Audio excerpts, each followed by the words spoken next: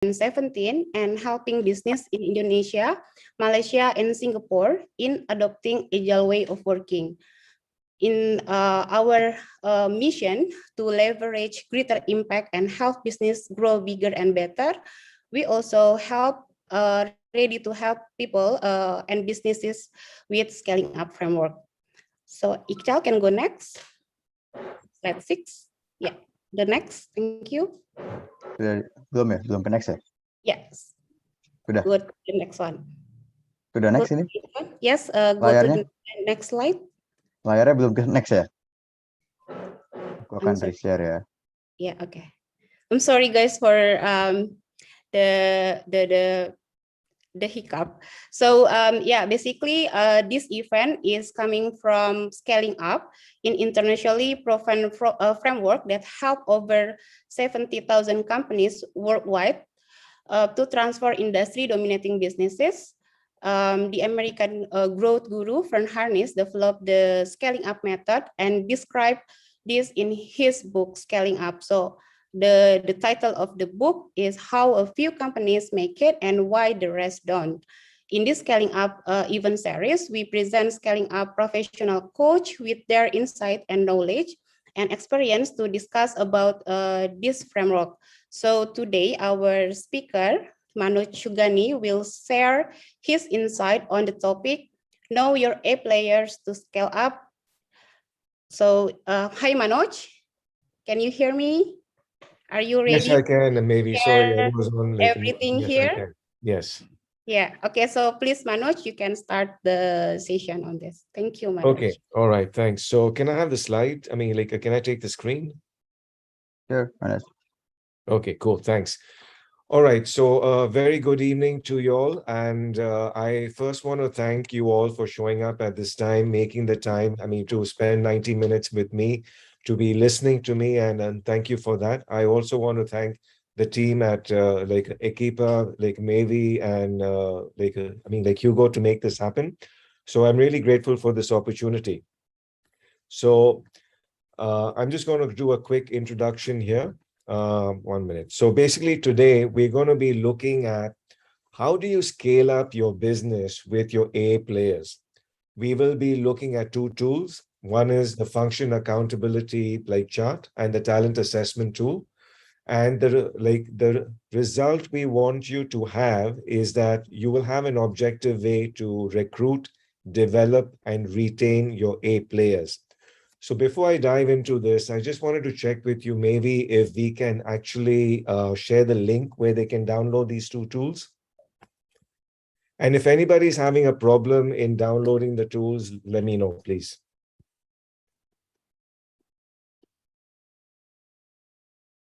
Sorry, let me go back up. Yeah. Okay, I will share to everyone. Wait a minute. Okay. And I have another request. You know, we are doing this on Zoom, and thanks to COVID, a lot of stuff has moved on Zoom, which is good. I get to connect with you all, me being out here in Hong Kong. Some of you are in Singapore, some of you are in like Indonesia. I have a request. If you can come on the camera and we can see your faces, it will really help as it gives us more of a connect. So if you can switch on the camera, I would really appreciate that. Thank you so much for that. All right. Okay. So let's dive into this. I would just like if some of you could just share if you all would be open to actually sharing what got you excited or what got you interested in signing up for this. And we can take 1 or 2 shares as to what you're looking to get out of this workshop. Would anybody like to share?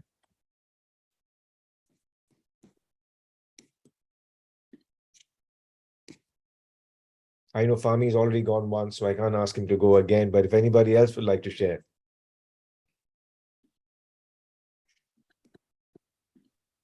Okay.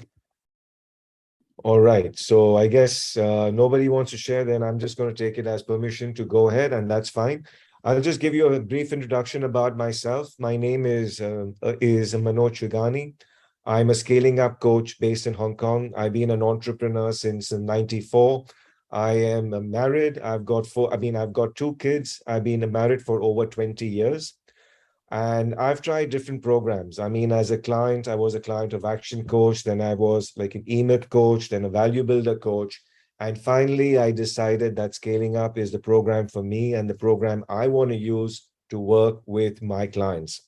So just a little bit about Scaling Up before we dive into the rest of the session. So Scaling Up is a program. It's based on a book by Verne Harnish. He is the founder of Scaling Up, and he's also the co-founder of EO. And this program used to be taught at MIT. At that time, it was called the birthing of giants. So as maybe said before, the program has been tried and tested with over 70,000 businesses, and it works. So it's based on the 4 decisions: people, strategy, execution, and cash. And as Scaling Up coaches, our brand promise for you, if you use the program, it's you can 2x your cash flow, you can 3x your profitability. And in terms of valuation, if you're looking at exiting, or if you're looking at if you want to like IPO or get funding, this program also helps you to increase your valuation by 10x. And while you're doing all of this, the promise is you can actually have fun. You can enjoy the climb as you are building this up. So in this session, what we are going to be looking at is the people decision. And all our 4 decisions are rooted in a fundamental questions. Where people is concerned, the question we ask clients or prospects is, are all stakeholders happy and engaged? And would you rehire all of them? And if I'm in the room with the CEO, the founder, and I especially love this when I'm dealing with family businesses, the question I ask them is, would you enthusiastically rehire yourself? Now, these are 2 questions I really want you to reflect on, because this sets the context for what we are going to be discussing on this session. So a lot of the work we do is based on Jim Collins' work. So the whole idea when you're building a good company, I mean, a great company, when you're going from good to great, as you're scaling up your business, the most important thing is about getting the right people on the bus. So if you read, like, has anybody read Good to Great? Just curious by a show of hands. Has anybody heard of Jim Collins? All right, we got a few hands up there. Okay, so where Jim Collins, it's more about the who is more important than the what. So this is where getting the who's right is really important to your plan for scaling up. It's about getting the right people on the bus, on the right seats, and doing the right things. If you don't get this right, scaling up a business for many people, forget about scaling up a business. Running a business for a lot of people can look like this. How many of you relate to this? I'm just curious. I mean, in your own business and the stuff that you have done, how does this look? I can see Fami's got a smile on his face. Is there something you want to share about this, Fami? I'm sorry, I'm just curious about the expression you had on your face. So like anything you want to share why this image got a smile on your face? I think it's a little bit true. As much as I want to run forward, and as much as I want to, sort of walk away from the business and let everybody runs it, at the same time, I'm still anchored to the ground and still have to be there. So yeah. Right. Yeah. And how does that feel for you on a day-to-day basis? I think day to day is I've already reached to a point that I feel it's fine. Yeah, but the burnout is real. Yeah. Yeah. Yeah, I get that. I mean, I was there in 2006 and 7 and 8. Maybe that's why I don't have the hair on my head right now, but trust me, I've been there. All right. So how would this look like? How would this look like for you instead? What if running a business could look like this? What would that do for you? What would that do for your business? What would that do for your team? So this is the invitation for a lot of business owners or a lot of founders, a lot of leaders who are leading their own teams. Like to lead a team, to manage a business, to grow a business can actually look like this. But actually, there is a solution. It can look like this, where you can see it's teamwork, each person on the board, like even the ones who are sitting right up here who seem to be doing nothing, have a critical function. They have a role. They have a function that's defined. They're there to maintain the counterbalance. They all seem to be going in the same direction, and they all seem to be having a lot of fun. This is our wish for all, like for all people using scaling up, and this is where we would like you to get to if you decide to use the scaling up methodology. So who are your right people? And this is key because your A team is your right people. So your right people are people who do not need to be micromanaged. As Jim Collins said, right? If you are micromanaging somebody, you've probably made a hiring mistake. And then it's about those who fit your culture, those who align with your values, who stand by what's important to you, and they really fit your culture. And these people, not only do they not need to be micromanaged, but they regularly wow you. So you are surrounded by people who are smart, who take ownership, and who really contribute. You are not the only one leading it, they're leading it with you. So the two tools we have to work on this, the first one is the face tool. So I just want to make sure have you all been able to download it from the link that's been shared? Is there anybody who doesn't have it? Can you put it in the chat, please? So whoever doesn't have the tool, we can make sure you get the tool. So I'm going to take the silence as you have the tool. And please, if you don't have the tool, put it in the chat so we can make sure you get the link again. All right. So the first tool that we're going to look at is called the function accountability chart. The reason we call this the function accountability chart, because this is based on the different functions you have in the business. Now, we've used generic labels for the different functions because these are the functions that we see are common and critical to almost every business. The labels may be different. For some, it might be head of company. For some, it might be CEO. For some, it might be president. It doesn't matter. Please feel free to use the label that resonates with you, and that's okay. So this is where the invitation is. If you are not familiar with this, I'm sure you are familiar with the organization chart. So this is the top layer of the organization chart. This is your leadership team. So the idea with this is you first list out all the functions that you have in the business. This is your 7 to 10 or 12 functions that you have. And then next, if I was working with you, if you were a client, what we would do is we would go straight to column 4, and we would then define the result. What is the outcome you want from that function?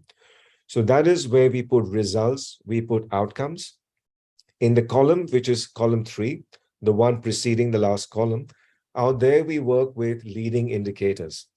To give you an idea, if you're looking at sales, if sales has a target to generate maybe $3 million in sales, so that is the outcome you want from your VP of sales. That is what you would put in column 4. How do you get to $3 million in sales? This is where you would put leading indicators. So leading indicators are those activities, those indicators that you need to work on to create the results you want. For example, for the VP of sales to get $3 million in sales, how many meetings does the person need to have? How many proposals do they need to send out? What does your sales funnel look like? All of that would be the leading indicators, which is what you're going to put in this column. And then you put the name of the person accountable. So the idea with this is there is clear accountability. And like I said, I've tried out different coaching programs. And the reason this really landed with me as one of the best tools that I've seen out there, because this asks you to go to really look at your financial numbers. You want to see that means take your financial statements. You want to take your financial statement, and next to each and every major line item, you want to ask yourself, who owns it? So this is where you're creating a high level of accountability. So to give you another example, when you're looking at marketing, say for example, when you're looking at marketing, to get $3 million in sales, for example, how many leads sales qualified leads does marketing have to generate? Based on that, when you look at your financial numbers, you will actually see how much is your marketing team costing you? What is that? How much are you spending on your Google ads or whatever else you use for marketing? You will know your total marketing spend. And based on that, you can actually work out what is your cost per lead. So this just takes the level of accountability to another level, wherein each person has clear KPIs, but you're also mapping out those KPIs to financial numbers. Any questions around this? I'm not sure. Is this landing? Because I don't see you all on screen. So I don't know how's it landing with you, but I'm just curious. Any questions, any clarifications you want me to clarify with this right now? Is there anything on the chat, like on the chat? Manoj, I got one question, yeah? Because as I understand the sheet, or always have understood it, is on the right side, try to look at the profit and loss and the balance sheet. Some of the entries are not financial, right? New customer acquisition. Am I correct? Employee Sorry. MPS. Yeah, sorry, I lost you a bit out there, Hugo. Sorry, can you repeat that again, please?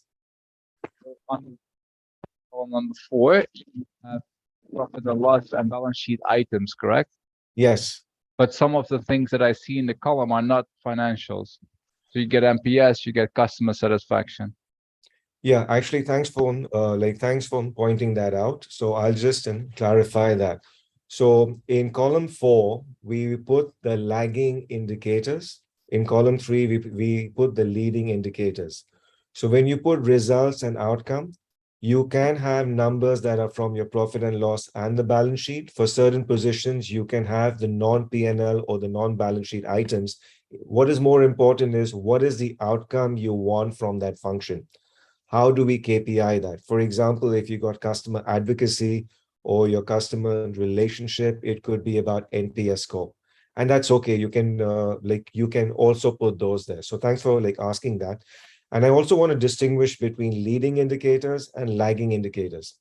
When you go to column 4, what we are looking for are lagging indicators. They could be financial, they could be non-financial. So when you're looking at an NPS score, that is an outcome of your customer service team on how they're taking the whole brand experience. How is it for your customer?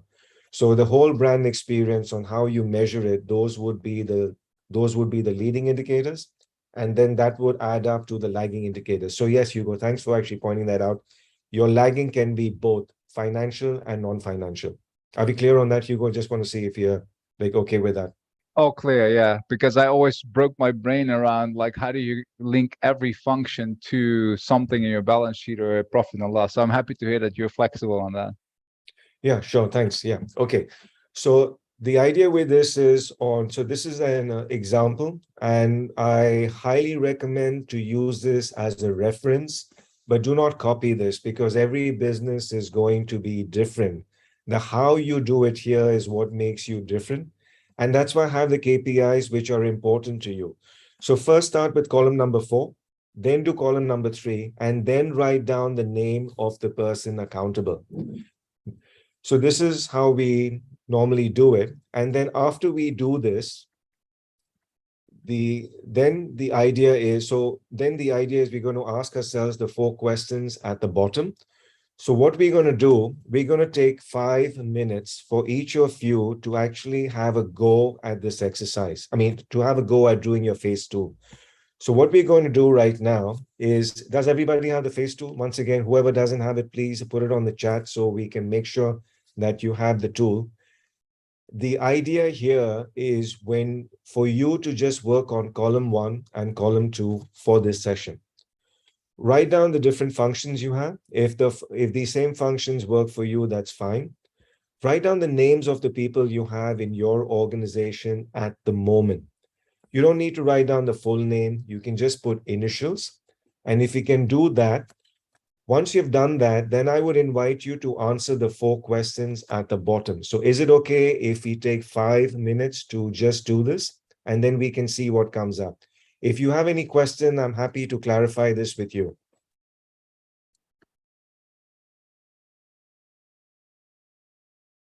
So we first do the functions, right? And then later on you do, so 5 minutes for the functions, and then the next step names. you will show later. Yeah, so Okay. you just write down the functions and then you write down the names. And Okay. then I really want you to think about these questions at the bottom. Do you have more than one person in a seat? Do you have a person in more than one seat? Do you have empty seats? And the last question is a big one. Would you enthusiastically rehire them? So if we can spend 5 minutes on just doing this, and there's no right and wrong, it's the first draft. I would really invite you to just get started and see what comes up for you in this. And if there's any questions, please feel free to come off mute and just ask the question.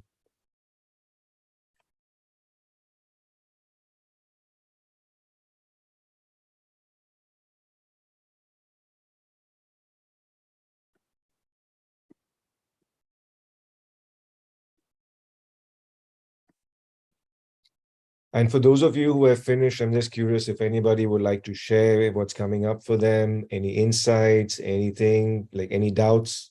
Just curious to know.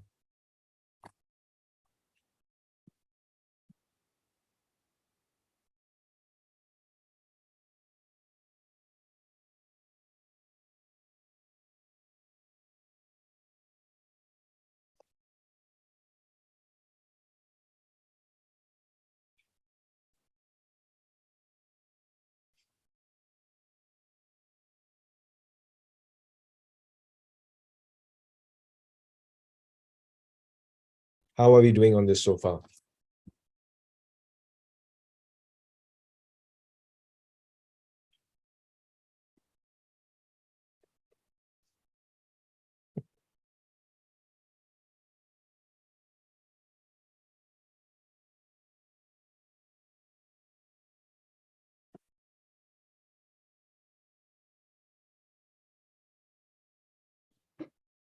Hello, everyone.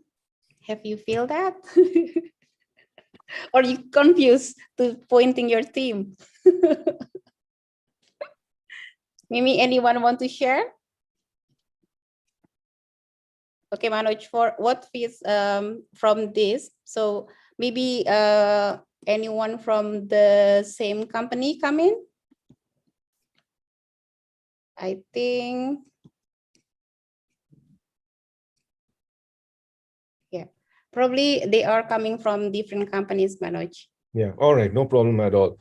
So I'm just curious, like, and Fahmi, if it's okay with you, I don't want to keep picking on you because I know you volunteered before, but because you mentioned it can be a bit hard for you. I'm just curious, how is this exercise coming along for you? I think what I'm realizing is that a few people is actually taking up a couple of roles.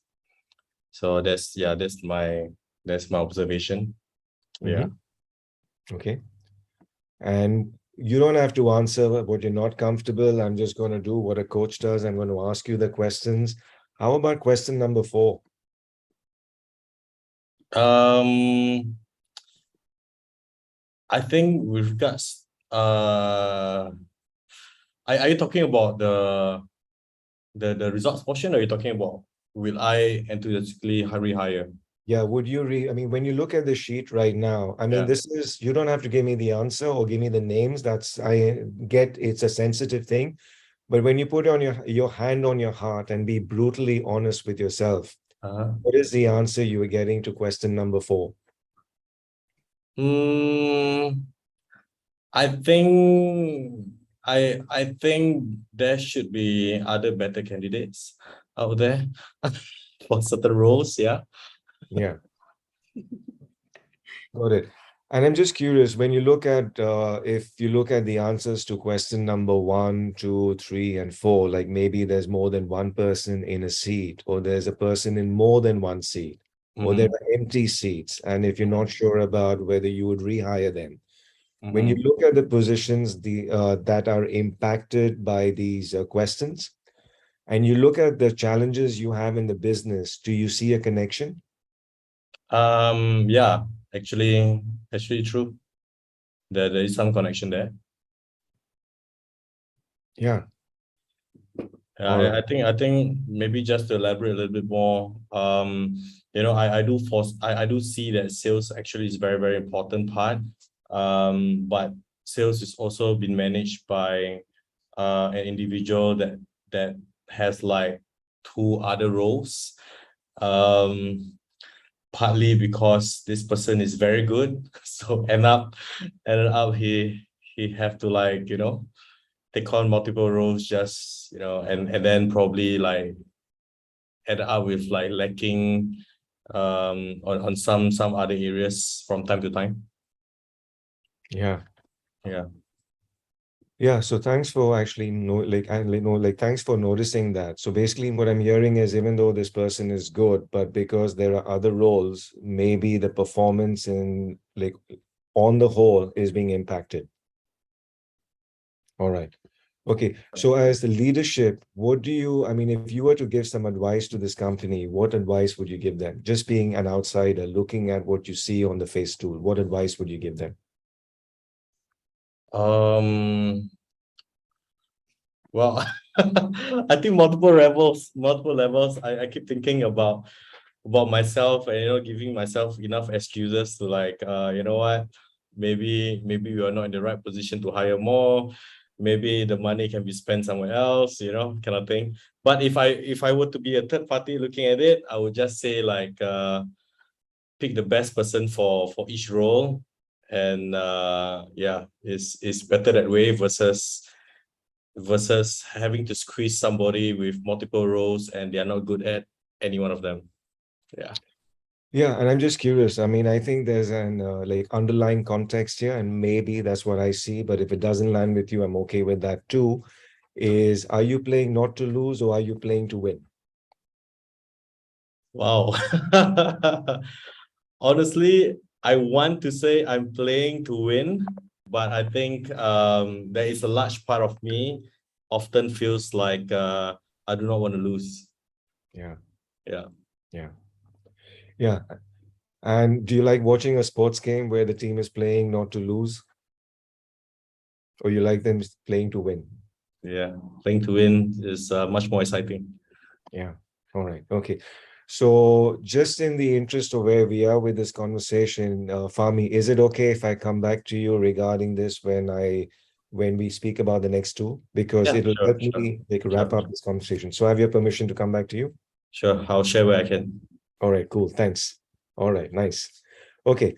So for like, once again, thanks for being so like open, candid, and sharing this, because this is not an easy conversation. I get it. And you can feel the energy change when I'm sitting with clients and we have this conversation, and especially family owned businesses. Oh man, the energy changes in the room when we like actually work on this tool. Like it is quite confronting. Okay. All right. So the next tool I do want to speak about is the talent assessment. So we have looked at the phase tool. What the phase tool does, it helps us look at it from the performance point of view. It like helps us define the roles, the functions, get more clarity, the expectations, who's in charge, who's not in charge. Now we have got that. How can we make it objective where we can actually see who are the right people or who are the A players we have on the team? So for that, we have this very simple tool, which also has been shared with you. It's the talent assessment chart. Now, this is really a very powerful tool. And this is something with, both these tools, we work with our clients at least once a quarter. When we're looking at the phase tool, we look at what their quarterly plan is, and then we actually use those KPIs to put numbers next to those. So for example, if the like revenue target is $3 million for the year, so let's say it is $750,000 for the quarter. Each quarter, we will then sit down with the clients and actually put those numbers down. So for the quarter, the VP of sales has a target of $750,000. If that's his target, if his or her target, how do we know the person is actually performing with the metrics? So with this tool, with the talent assessment tool, it makes it very objective. On the vertical axis, we measure people on their values, on the company values. How aligned or not is the team on the company values. And then on the horizontal axis, we measure the team's productivity. So that's why having clear functions, clear KPIs is again important, because you want to be able to measure all of this. So if you have somebody who is a 9 on values, you know this person really aligns with the values of the business, and this person is also a top performer. This person is also performing a 9 on 10. So this person is your A player. If you want to scale up your business, it's very important that you start with your leadership team. And a business that's got 100% A players on the team is the one that's going to scale up. So this is important because you want to have people who are going to align with your values and also perform. These are people that you can depend on. Like I said, they don't need to be micromanaged. They fit your culture and they constantly wow you. So these are the people who are going to be there. People who are 8 or less would probably be potential A's, but not there yet. So these are the people that you really want to groom, you want to coach, you want to nurture them, and retain this quadrant at all costs, because this is what's going to take you to the next level. Then you also have people on your team who may be aligned with your values, but they may not be performing at the levels you want them to. A good example of this could be you've hired a fresh intern. This person is great. This person is great on values, but maybe a little bit green on skills and experience. So this person would probably be a B. And you as the leader, the opportunity here then is for you to have them shadow an A potential so they can really work on their skills. You also have A's who then become B's. And we see this happening a lot because someone who's good in sales, in most businesses, the automatic is to make them a sales manager. Being good at sales and managing people are two different skill sets. And this is where the person who's good at sales, at doing his or her own work, is an A, but now being a sales manager is now performing as a B. They align with the values, but they are not performing. Then you have the C's. The C's are the ones who do not align with your values, and they are not performing. Yes, I get sometimes being we are all human beings. With COVID, we've all gone through our ups and downs. Sometimes you'll see an A slip here, you'll see a B slip here, but if this is just a temporary thing, it's okay. Support them in that time. But if you generally have C's who are stuck here for a while, these are the ones that you really need to make a decision. And then we have the BCs. The BCs are the most interesting. They do not align with your values, but they are high in performance. Typical examples are people that I've got a client, he's got this AI data side, this data specialist who they're scared because if they replace the person, they may not find another one. So this person does not align with the values, isn't performing, but he's just being tolerated in the business. Another great example is sales, because they're good at sales, they're bringing in the sales, but they are toxic. They make it very difficult for the rest of the team. So these are what we call the BC players, or what we call the terrorists. So these are the ones that become very difficult in your business and are going to hurt you in the long run. So this is something that you want to be very careful about. And this is where it's very important, because this is where, as a leader, what are you tolerating? Whatever you are tolerating is how you are training your people to treat you. So this is an objective way.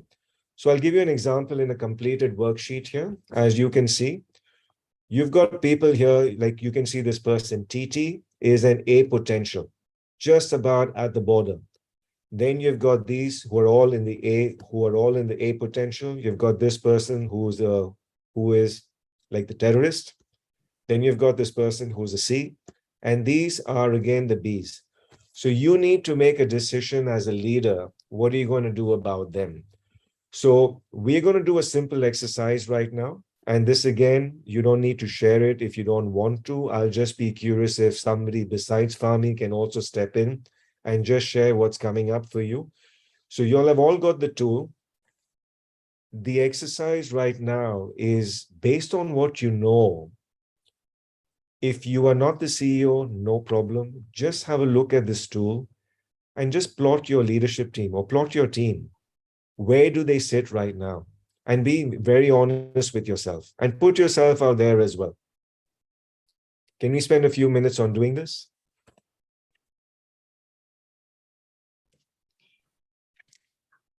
Yeah. To think. How many minutes, Manoj? 2 minutes? 2, 3, it doesn't matter. I think this can be done.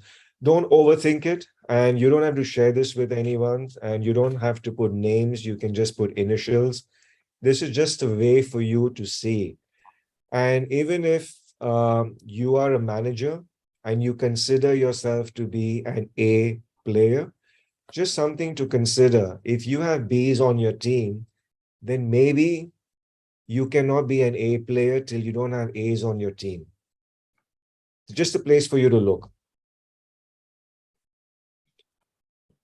And just curious, I mean, when we are looking at HR and when we're looking at the time where a business spends on, like, with the training, with the problem solving from our experience, most of the attention is given here. Most of the attention is given here, some attention is given here, but because these people are actually performing, they get the least attention. And this is where we are like inviting you. If you are giving this, if you are giving people in this quadrant all the attention that they need, you're doing very well. So these people do not need to be micromanaged, but they need to be nurtured, they need to be coached, they need to be supported. And this is where if you could actually flip the switch and spend more time with these people, you'll see your business scaling up.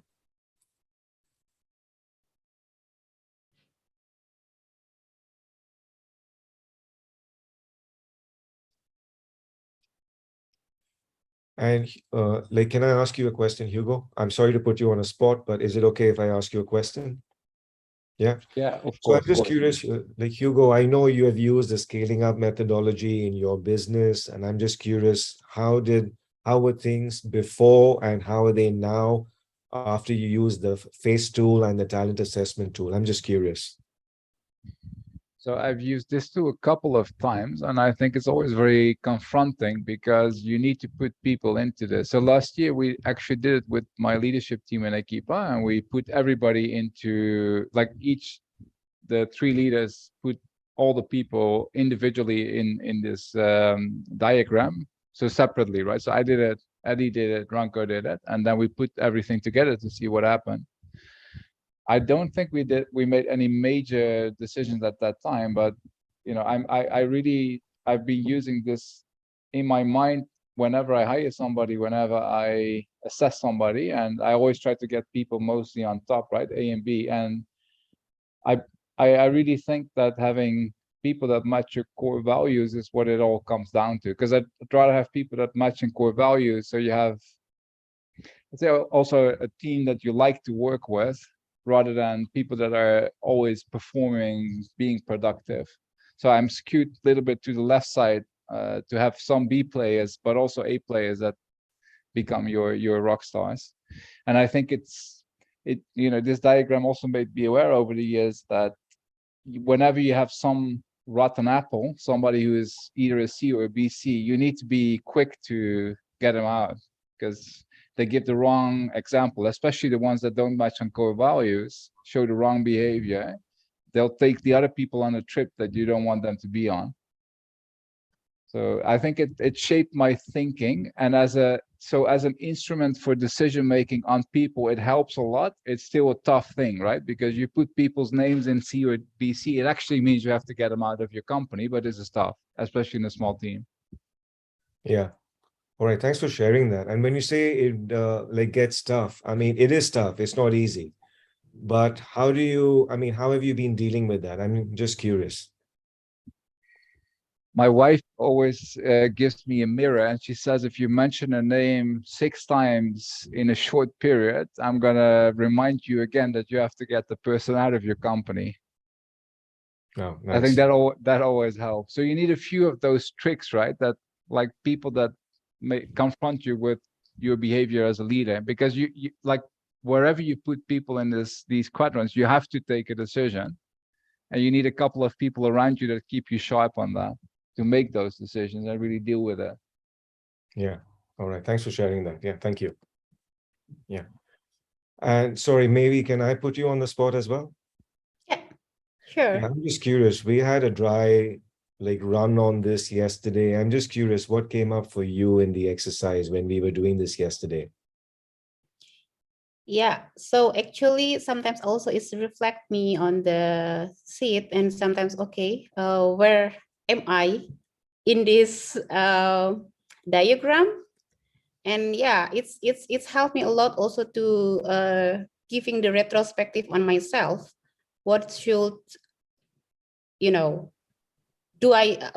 what should I do in this team and be part of the team, and how I can improve myself on that. So yeah, it's helped me a lot also to reflect on myself, and also to see also other team, and then how we can be more productive, or maybe align in our core value also, and All better right. in communication. Yes.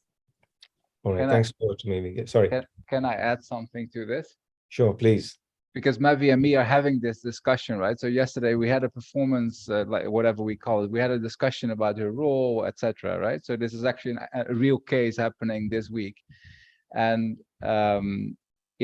Mavi was hired for BD, right? So more on the sales side, and she struggled. She had challenges to achieve the targets that we both agreed she had to make last year, but also now. But I think as an entrepreneur, a CEO, you also have an obligation to, because clearly for me, Mavi is on the upside for core values, right? All the way on top. And as a CEO, I think you have to see, can I shape the role so that it actually fits the person? Instead of thinking, oh, I've got targets, she doesn't make them, and then get the person out. So I think it like, again, this diagram can help to structure that type of conversation, because she now, I like this meetup. Usually I don't even attend. I think it shows that in the new role that she took, she actually excels, but in the other one, she struggles, right? So it can also help to reshape the role around the person. Yeah, and actually that's a great example, because this again goes back to something which I've seen come up quite a bit, where somebody who's good in sales gets promoted to managing the sales team. And this is where you have that honest conversation with them. It's like, hey, listen, you're not doing well in this. What's going on? How can I support you? And if that person feels more energized, or is more suited to go back to sales, then it's a conversation where you have, wherein you actually you retain the person, and it's a win-win for all sides. So this is where this whole thing becomes very objective, and it opens a door for a collaborative conversation. All right. So Fahmi, I said I'll come back to you. Is it okay if I come back to you on this? And so then we can just wrap up where we started. Is that okay with you? Yes, sure. Okay. So I'm just curious, what are you getting from this tool and the conversation we've had so far? I think for this like chart itself, I mean it's pretty new for me, and I think I struggle to really put certain people in where they are supposed to be,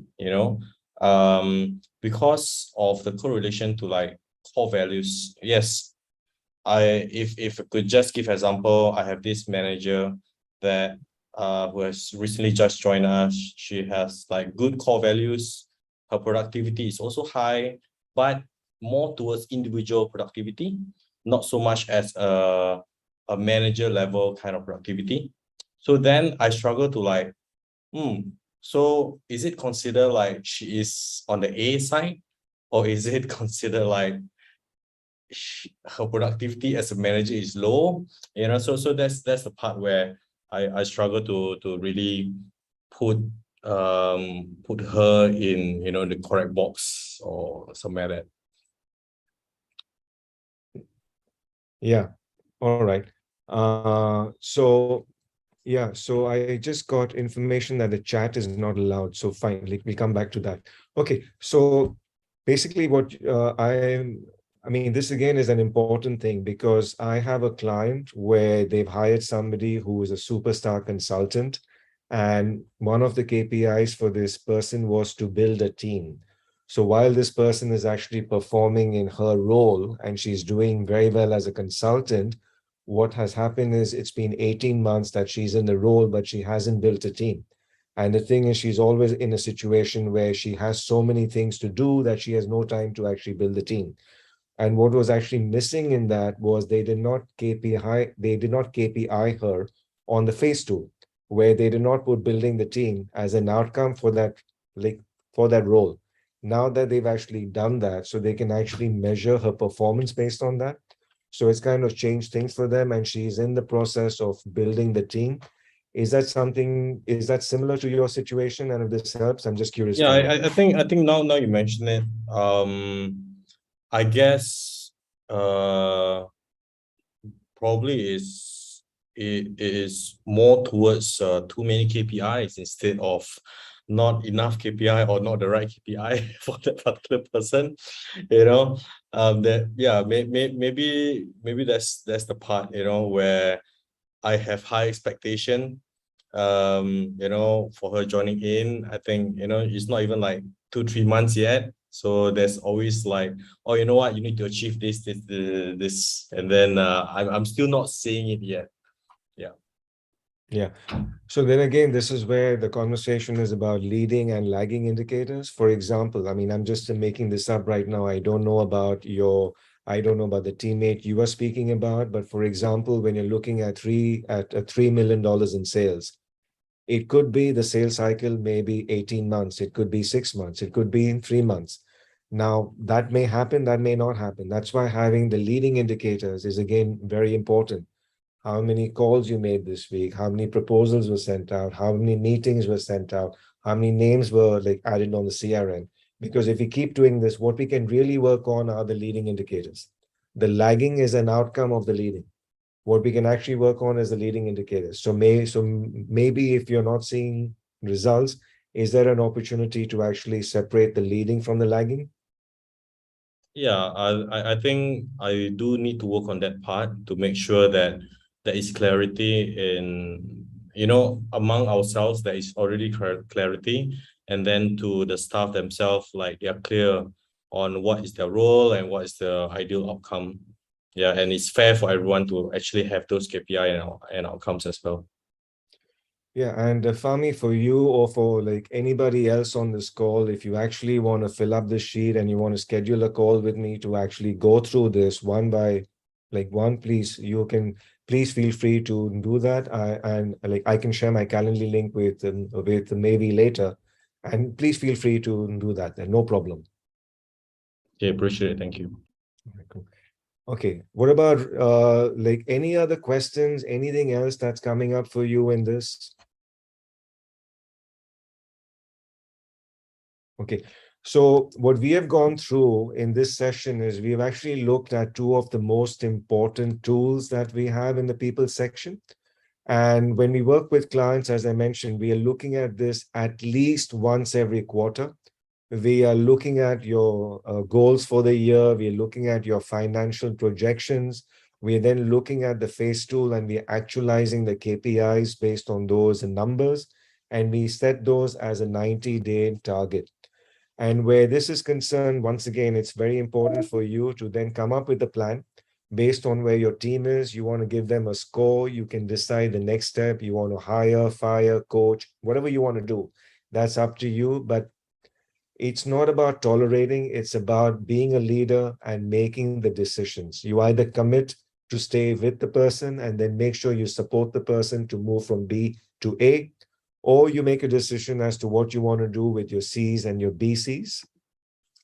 You either coach them up or you coach them out, because there's a big difference between caring and caretaking. I get it. We all want to be nice. We want to be nice to people. This is not easy when you have to let people go, or forget about letting people go. We don't even want to have the hard conversations. And this is where you think you are caring, but actually it becomes caretaking. If you're being a caring leader, you'll actually be, I mean, this is when you can actually be more of service to them, to the rest of the team. Because if you tolerate the C's and the BCs, you're going to lose the A players. It's a guarantee because they're not going to stick around there. They want to be surrounded by other A performers. So this is where, as leaders, you really need to step up. Well, it's an invitation if you want to scale up. And then the biggest question here is, we ask this all the time. Are you playing not to lose, or are you playing to win? So this is the thing. We don't want to watch a game where people are playing not to lose, but we're happy to do that with our life. We spend our waking hours at work, but if we're coming playing not to lose, we're coming from fear. When we're coming from fear, I mean, if you're playing not to lose, your fear is winning, but you, your organization and your team is actually losing. And whenever you have a win-lose situation, in the end, it becomes a lose-lose situation. So this is really an invitation to you to step up. What game are you playing? Are you playing not to lose, or you're playing to win? And if you're playing to win, do you have the A team with you to take the business to the next level? So if you want to schedule a call, that's my Calendly link, but I'll be sharing it with Mavi anyway. So if you want to schedule a call with me, please feel free to reach out to me. And I think Mavi has some information about the masterclass. So I'm going to stop sharing this. We have a masterclass by Peter Van Osh, who is a mentor of mine, but I'll let Mavi speak to that. All right, thank you, Manoj, for the insightful information. So maybe before that, I also want to invite people here who already joining us in the almost 1 hour conversation. So if there are any questions, feel free to drop the chat or raise your hands, and then feel free to ask anything to Manoj that you, or maybe you want to share something also on this conversation on, or what you feel about the tools or something like that. Maybe anyone, or maybe I can pointing someone to share their thoughts. Okay, maybe I can randomly ask someone here. Okay, maybe Pak Steve. Hello, Pak Steve. Okay, maybe still everyone still shy probably. Okay, there's no questions, or maybe they just still wondering from and digesting the information that you gave, Manoj. Okay, so maybe, okay, there's one raised hand. Who is that? Oh, Pak Ariseno Kartono. Yes, Pak. Yeah, I want to ask how do you accurately measure somebody's core value? Thank you. Okay. Pak Arisano, maybe we want to also know you better. Where is you come from, and then what organization? Probably that's also help Manoj to understand. Thank you. Sorry, what's the question? Yeah, I'm sorry. What is the organization, and where are you coming from, like in Jakarta or in the part of Indonesia, or maybe? Yeah, I'm in Jakarta right now, and then I wish to have my own business in next 3 or 4 months. Yeah. Oh, that's good. Okay, Manoj. Kindly feel free to just answer. Yeah.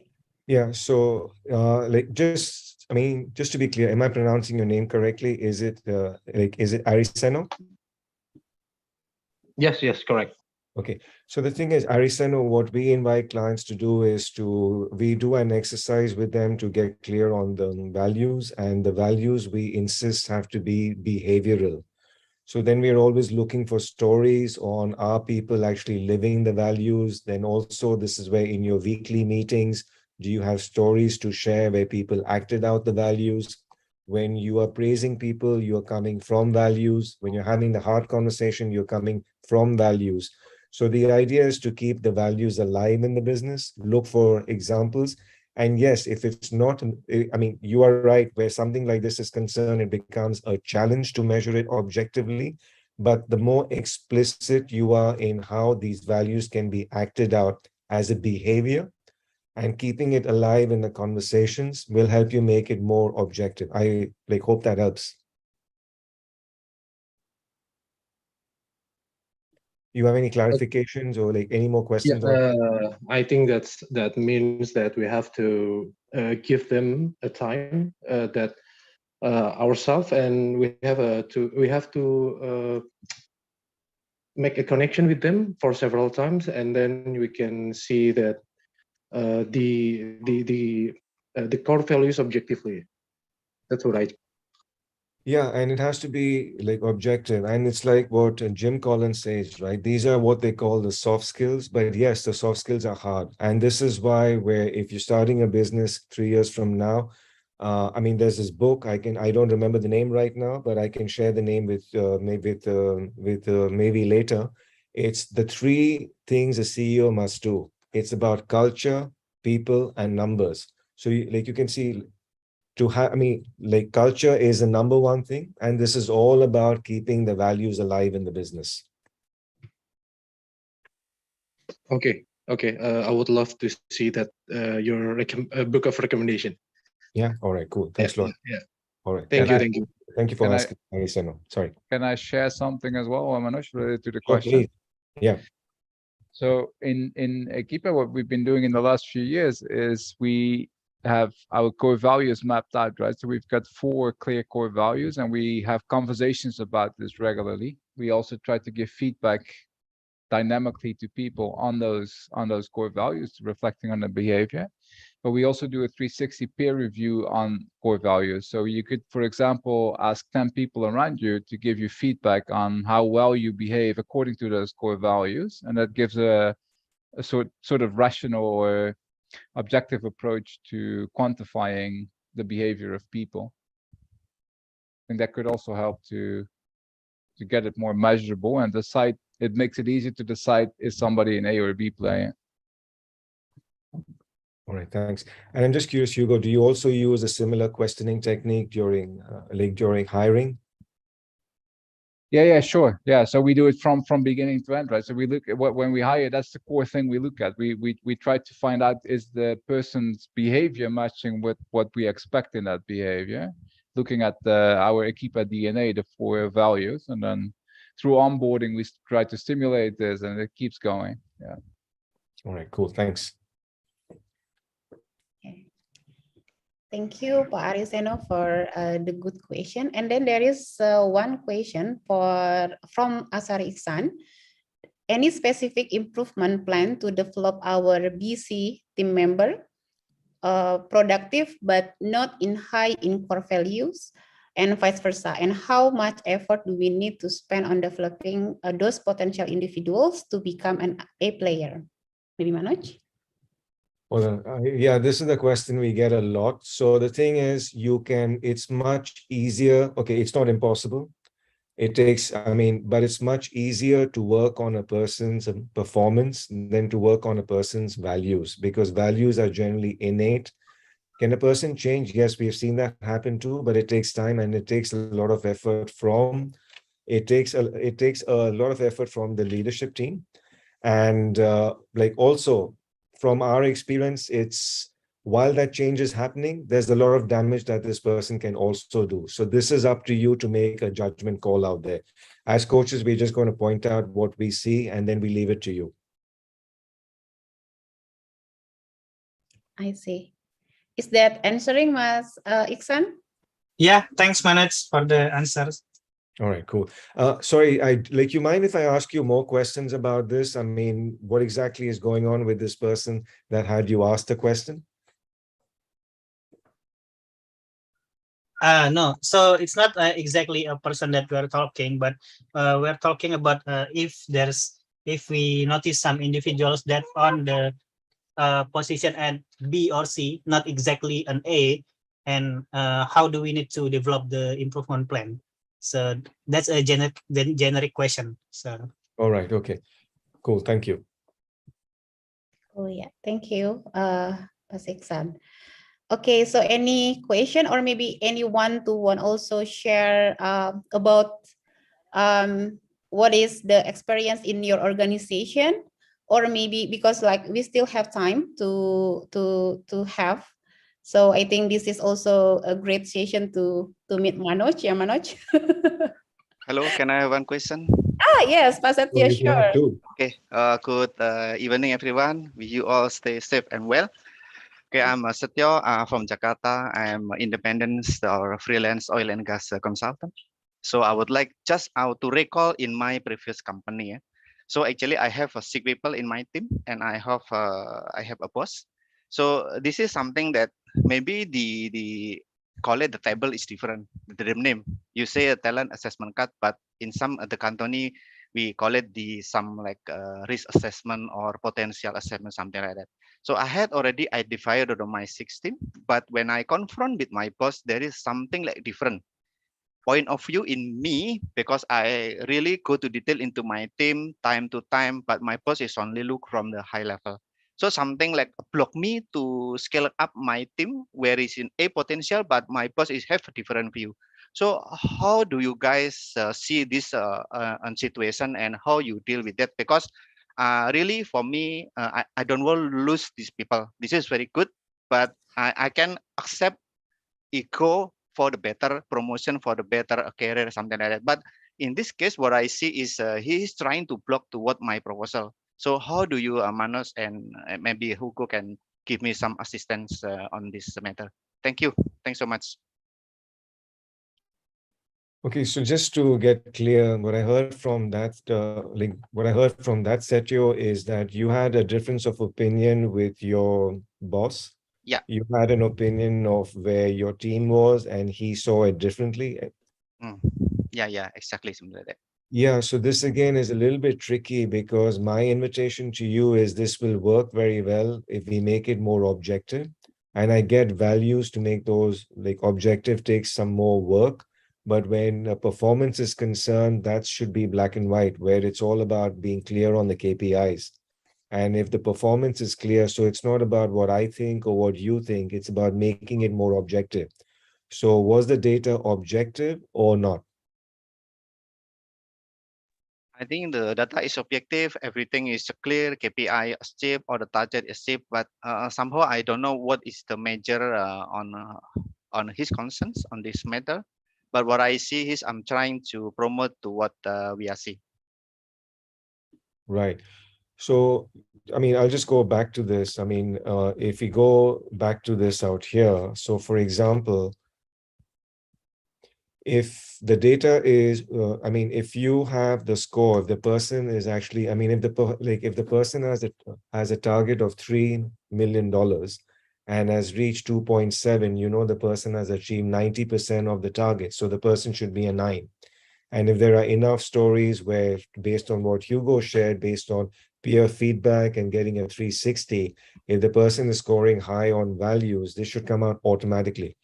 So that's what, I mean, that's how we use this rather than it being a personal opinion, if that makes sense.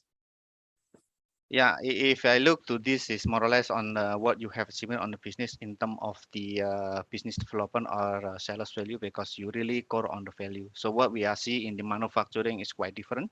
So what we are seeing is both productivity, yes, but on the bar, high bar is not something like core value, but it is our KPI results. So maybe it's quite a different point of view, but I'm trying to convert to what you have explained to what I have in mind. So how I can merge input in my feature. Yeah, so yeah, I mean, what's coming up for me is I can have another conversation with you later to go deeper into this. But then a place I would invite you to look is where I mean, if there is a difference of opinion, I would then look if there is room to make it more objective. That's what's coming up for me. But maybe it's a longer conversation. Happy to do a deeper dive with you on that, where we may need to look at specific cases there. Ken, thanks a lot, Manoj, and no problem, Ekipa Setio. team. Thank you. Sure. Bye. Okay, thank you, Pak Setio, for the question. Hopefully, it's also bring more clarity, and also maybe any idea from others to want to also joining the conversation. We still have time for that, maybe like 9 minutes before we go to closing, and then maybe also several people also already left. Yeah.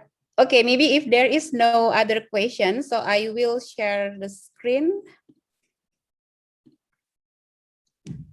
Okay, so my screen is already goes. So we, as Manoj previous information that on the 3rd of November, we will have the Scale Up Masterclass event. So you can download the QR code here. You can scan with your phone, or maybe we also can inform you in the emails if you're interested to go on our Scale Up Masterclass. So basically, this is the full session to work on the Scale Up framework. And then we have full day exercise with our coach from Netherlands, Peter Van Os. So yeah, and there's also we have the series for the event. So this event is not only close in this session. So we still have another 4 events on the Scaling Up series. On the 15th, we will have a hybrid event. So it will be in Jakarta. And if you guys interested to join also on this crowd, you can come to our venue, and then we will also post it in our newsletter as you also be in our community. And then on the 3rd, we also have Dinda Utami to share her journey as the startup founders. And then on the 6th October, we will have our masterclass speakers, Peter Van Os to share. And then Hugo will also share his experience in the business. Okay, everyone. So we also will give you the free ebook of Scaling Up from Peter Van Os that you can download here in the QR codes. And then, of course, for the last one, we will ask the feedback from you for this event. And then we want to hear your feedback to this event, and then how we can improve in the next session. Okay, maybe that's the closing for me. And Manoj, thank you again so much for your time and your energy to bring up this very exercise, and then very insightful, and implement that someone can implement it also on day-to-day business. So yeah, and everyone, thank you so much for stay tuned until the end of the session, and see you in our next event. Thank you so much. Thank you. Bye, everyone. Thank you. Thanks a lot once again.